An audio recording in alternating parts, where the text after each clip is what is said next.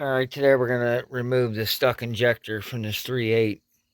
See, maybe we can unstick it for now and get it working. We need 10 millimeter. Get down here, get these bolts, zip them out of the way. Find that one down in there. The battery just went dead in our drill. Nice. Oh no, it just come unhooked. Wonderful. Give me a second, I'll grab a tripod here. Once I get these bolts loosened up. I mean, it's real simple to remove an injector. You just pull the, in this case, on this 3.8 3800 series 2, you just go ahead and pull the nuts that hold the fuel row. I know the front, it's this front injector right here that's bad, so let's see if we can just pull just this side and we don't got to take the whole thing apart. Alright, that'll work better. We got it on a tripod now. Yeah, basically just there's a couple 10 millimeter nuts that holds the rail apart. Like I said, we're not going to pull the whole rail. Some of this wiring out of the way. I'm just going to pull the front side of the rail, the front 3 injectors. Usually you can do that. Usually there's enough flex in the fuel rail to do that. This is our dead injector right here. Number 2 injector. I believe that's number 2. I mean, I'm going to have to loosen the back 2 up too, just for the halibut. Back 2 nuts. I need a short extension to help with this. Let me grab a short extension. Pull back out of the cord. That long extension, that'll work though. Whatever. If it's worth doing, it's worth overdoing, right? Right. Right. Sucks. I don't think this extension holds the socket. It's been beating me. Get that one out. And there should be one more in front here. Yep, behind the front. Alright, we got that, the back nuts off of the fuel rail there. The fronts are pulled out. I just couldn't lift it enough, and I don't want to bend this rail up. I mean, I really don't even have to disconnect the fuel line on this for what I'm doing. I'm just removing the injector. Pull it up, get the clips off of them. Okay, the nuts are out of there. That gives me a little more wiggle room there. I got the retaining clip off. There could be a little bit of pressure in there, so watch your eyes when you pop an injector out.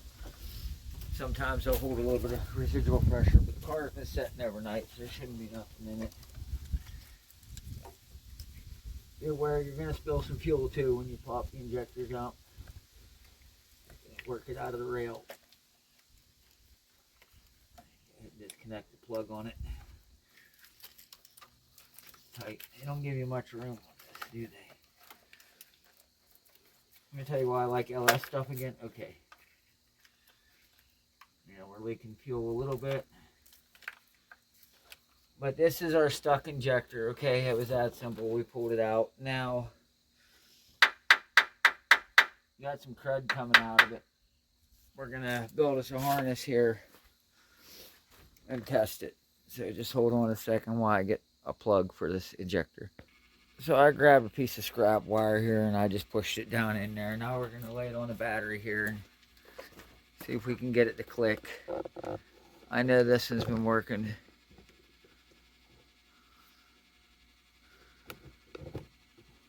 Gonna rotate it over.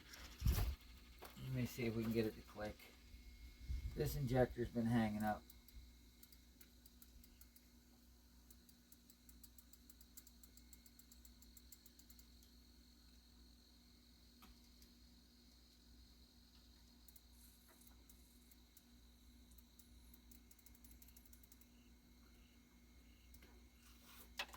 Well, it seems to be freed now. I don't know, maybe there was some junk in there clogging it up.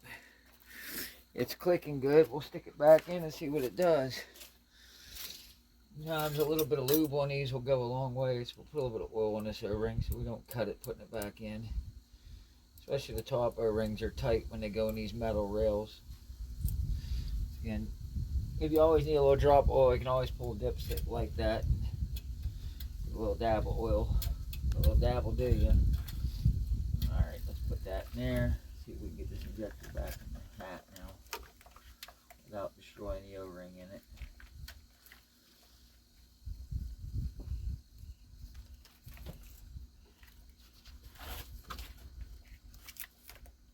sometimes these can be a pain in the ass. Yeah, get it pop in. Get it pop in. Looks like it cut the O-ring, so it's probably gonna leak.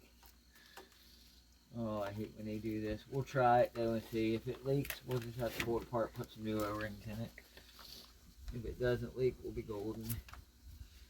Either way though, we'll know here in a second if it's gonna work or not. Get the bottom holes lined up. Injector started down into their holes. Push that rail down. I'm just gonna put a couple, just put the nuts on them for now, one in each corner.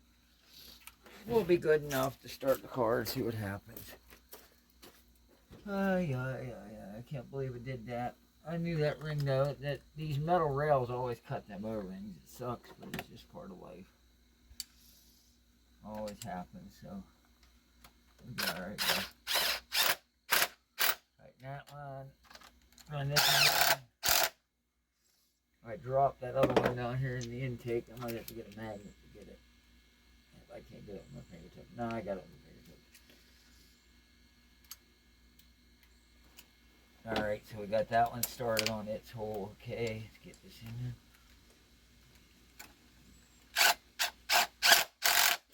That one's tight. We got one more nut to put on the fuel rail and we're done. Where did we put it? Oh crap, I thought I had them all here. One, two, I'm missing one. Oh, there it is. Get that leaf out of there so I can see where the bolt goes. That there, get it started. Let's tighten this one down. These little 1/4 inch packs are awesome for this rig here. It'll save you so much time using them. Alright, let's plug this injector back in and hook the battery up and see if we got a fuel leak. Because we could have a fuel leak. I may have cut that injector, so I got new O-rings in there to replace them. Let's see. I disconnected the battery last night, so it didn't go dead. I can't remember if this car had a current draw or not, but we'll go ahead and tighten it up and get it working. There's that. Alright, that's tight. Now let's go see if it'll start. We'll pressurize it, see if it leaks. Guys, if we nick that O-ring a little bit, it may leak.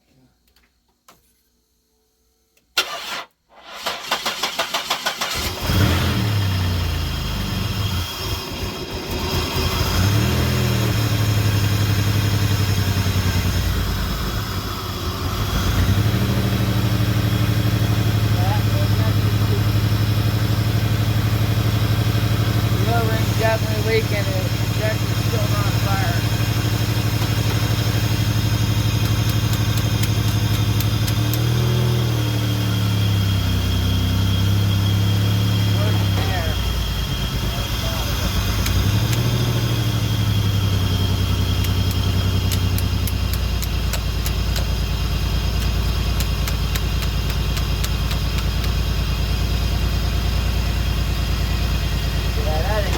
Definitely dead, so we're gonna have to replace it. So I guess we'll go get an injector and try to fix it. We'll talk to you later.